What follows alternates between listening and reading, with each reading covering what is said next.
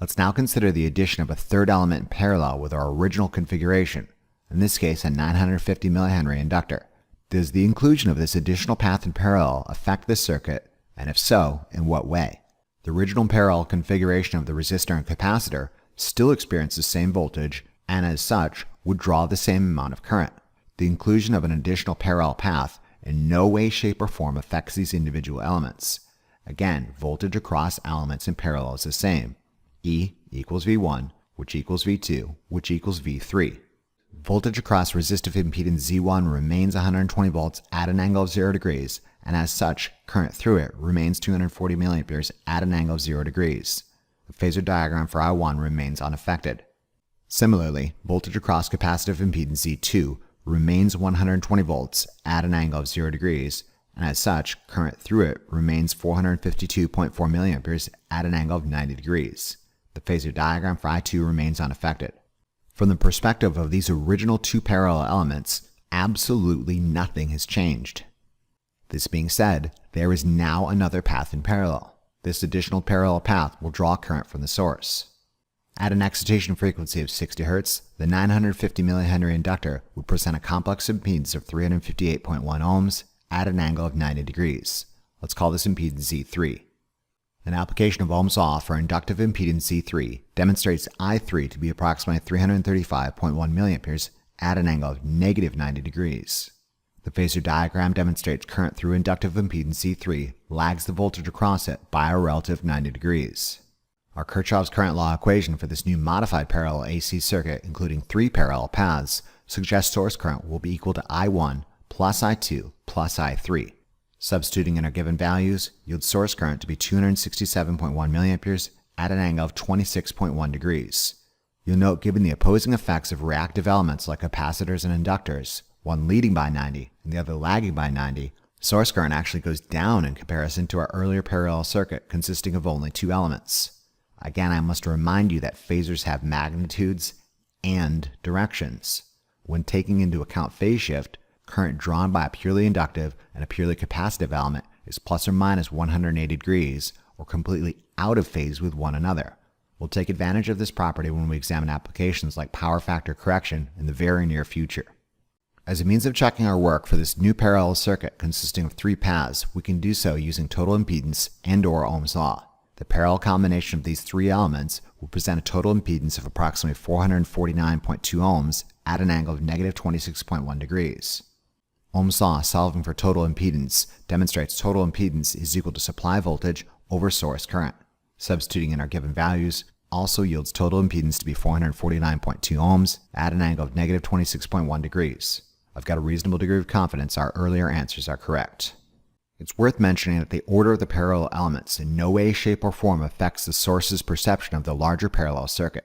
A reconfiguration of these same three elements at the same excitation frequency will always present a total impedance of 449.2 ohms at an angle of negative 26.1 degrees, whether it's configured as resistor, capacitor, inductor, resistor, inductor, capacitor, capacitor, inductor, resistor, capacitor, resistor, inductor, inductor, capacitor, resistor, or inductor, resistor, capacitor.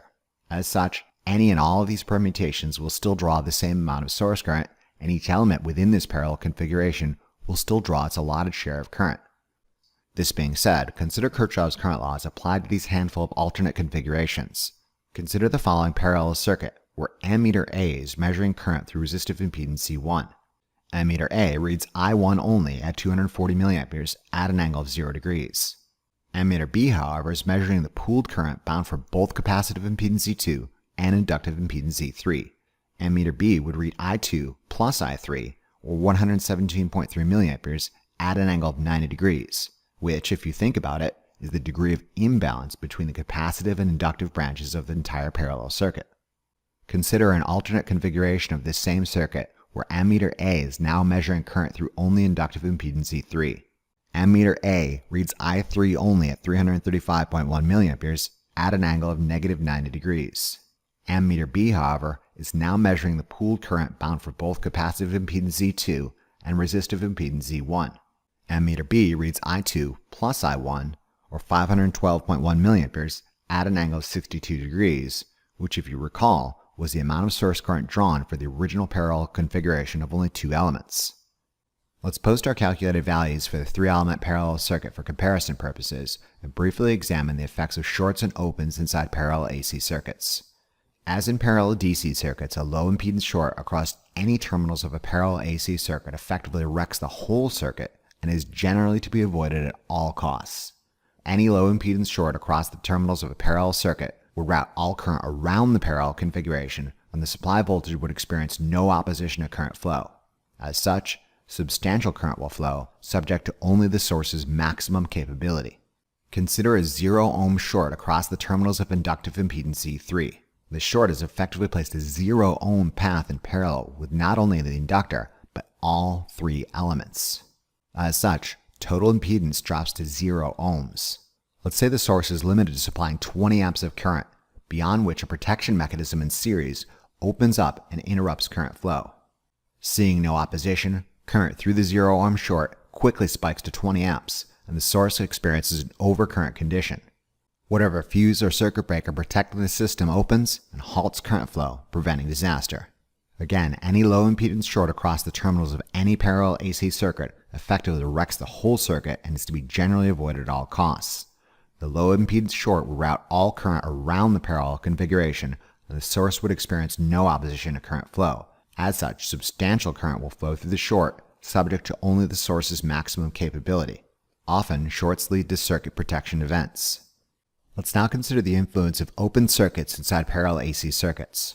As with opens in parallel DC circuits, opens in parallel AC circuits effectively remove the opened element or elements from consideration. Consider an open leading to the parallel branch afforded by capacitive impedance Z2. No current flows through Z2, and as such, there will be no voltage drop across it. The source in effect sees only the parallel combination of Z1 and Z3. Total impedance for this modified parallel circuit would be 291.2 ohms at an angle of 54.4 degrees. As such, an application of Ohm's law, or Kirchhoff's current law, demonstrates that source current would change to 412.1 milliamperes at an angle of negative 54.4 degrees, of which 240 milliamperes at an angle of 0 degrees travels through resistive impedance Z1, and 335.1 milliamperes at an angle of negative 90 degrees travels through inductive impedance Z3. You note, lacking the moderating influence of the capacitor, not only is the total impedance magnitude changed, the source is now under the impression that the complete circuit has a somewhat inductive nature given the positive impedance angle and lagging source current. If the original unmodified parallel circuit was some device intended to perform a specific task, this modified circuit, including the open capacitor, would be doing something different, i.e. wrong.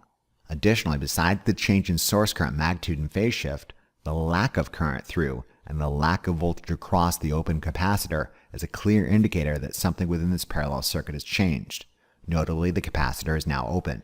It should be noted that opens can occur in other places inside parallel circuits that affect more than one branch in parallel. Consider an open severing conduction to both capacitive impedance C2 and inductive impedance C3. Both these impedances have effectively been removed from consideration when the source supplies current to the only remaining path afforded by resistive impedance Z1. Additionally, consider an open at the source, halting conduction to the complete parallel circuit. No element would draw current, nor would any element experience any voltage drop. All voltage would be dropped across the open. As we explored during our discussion of short circuits inside parallel AC circuits, this might be a means of circuit protection or a means of intentionally depowering the device. Alright, that's about it for today. Ordinarily, I wrap lectures up with a round of example problems for the user. However, I'm going to publish another supplemental lecture entirely dedicated to illustrated examples of parallel AC circuit analysis. Until then, this concludes this lecture.